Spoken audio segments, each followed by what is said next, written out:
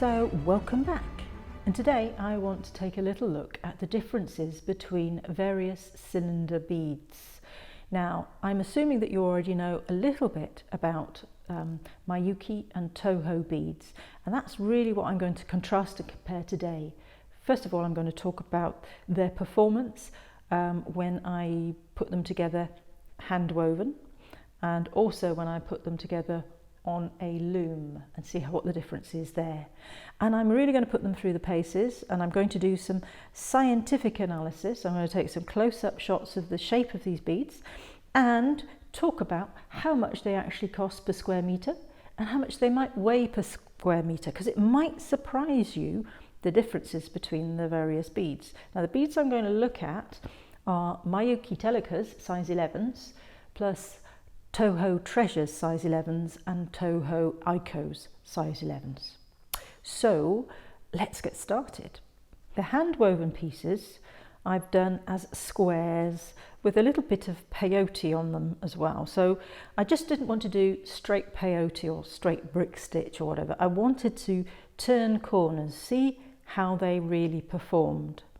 And I've just done 3 little squares. So the yellows are the Delicas, the green is the Treasure, and the red is the Aiko. And they all come up to about a similar size for the same number of rows. The Miyuki Delicas, you have to get the tension right to go round the corners. And I feel that these are much more squarer beads than the others.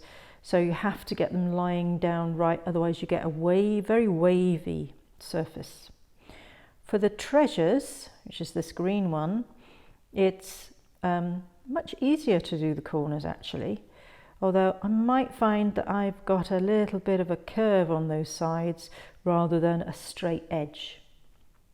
And finally, the Aiko ones, again, very easy to put together, quite straightforward, maybe a tiny curve on those straight edges when it should be straight, but that may be because down the diagonals they're fitting a little bit more closely together, so that pulls it in. So on a hand woven piece there doesn't seem to be a great deal in it to my eye anyway. But you might have a different view or have a different experiment. So next, it's the loom. Okay, so I have my Peakdale Ultimate Bead Loom here, and I've done 3 separate pieces of work. This one on your right, my left, is done by the Delicas. This one in the middle is Treasures, and this one here is the Aiko. So I don't know if you can see very clearly here, but I'm going to do my best with the camera work. These are the Delicas, and they're really, really good quality. They come together very nicely. But what I'm also going to show you on here is the way they react when you offer them up to the thread. Because the Delica beads are slightly more crisper in that they are more square in shape, it can be a little bit more of an effort to put those beads into position between the threads. But they do give a lovely finish, and it's a very, very flat, almost painterly, photographic result that you get with that. It works very well for things like text, I think. Now the one in the middle is the Treasures, and I'm going to offer up the beads again, but this time, because the beads are ever so slightly bit more curved than the Delicas, they enter between the threads much more readily, and that can be a boon if you've got a big piece of work. They have a different kind of feel and forms because they are a little bit more rounded at the edges, curved. But also I notice, certainly for my work here, I can see the threads a little bit more between the beads, the warp that is, between the beads than I can between the Delicas. Okay. And finally, the Aiko. Now, again, if I offer the beads up to the threads, they slip in very, very nicely. It has a little bit more of a texture, really beaded texture. And in terms of the quality of the shape and size, they are phenomenal. I've got to say, they are phenomenal. You can see, I don't know if you can see on camera, but in real life you can see how perfectly arranged they just go together. I don't have any trouble with getting this in a straight line.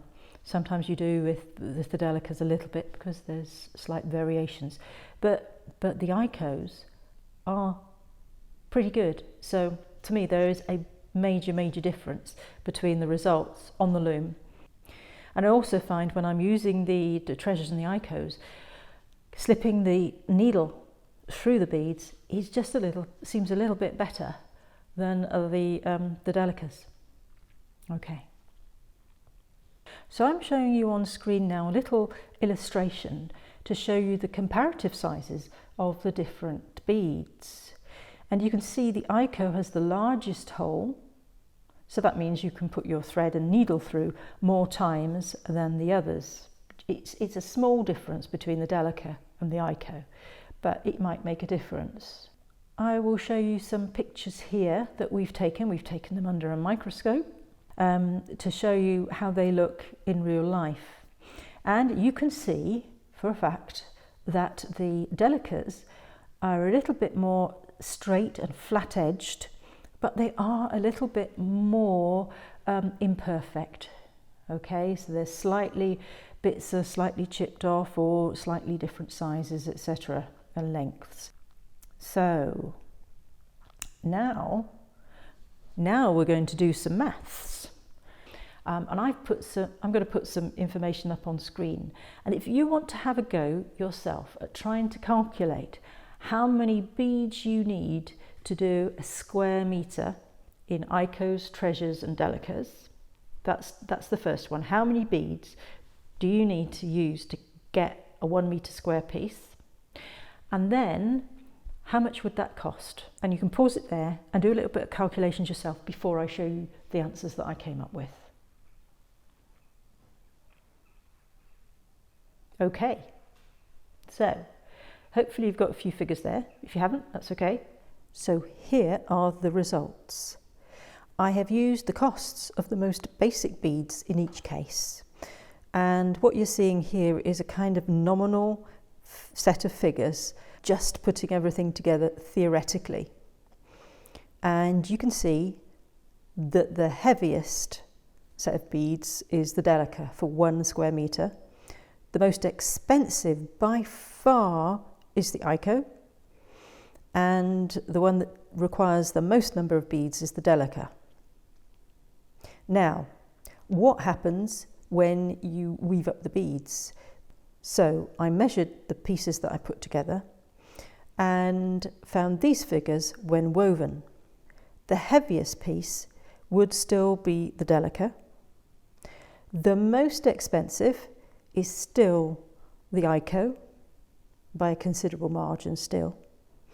And relatively speaking, the number of beads required is very similar between them, between 402 and 413,000 beads. The reason for this dramatic change is because the beads fit together differently. With extra little protrusions on the Delicas, they take up a lot more room than the others when fitted together, so that is the difference.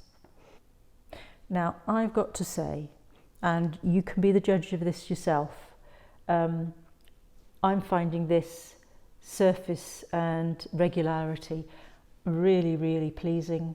It's very easy to put together, and the question is this the most perfect bead in the world, the Aiko by Toho?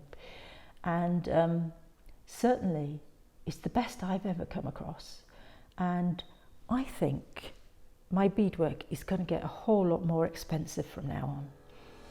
So there you have it, folks. Let me know what you think, and see you again, same time, same place.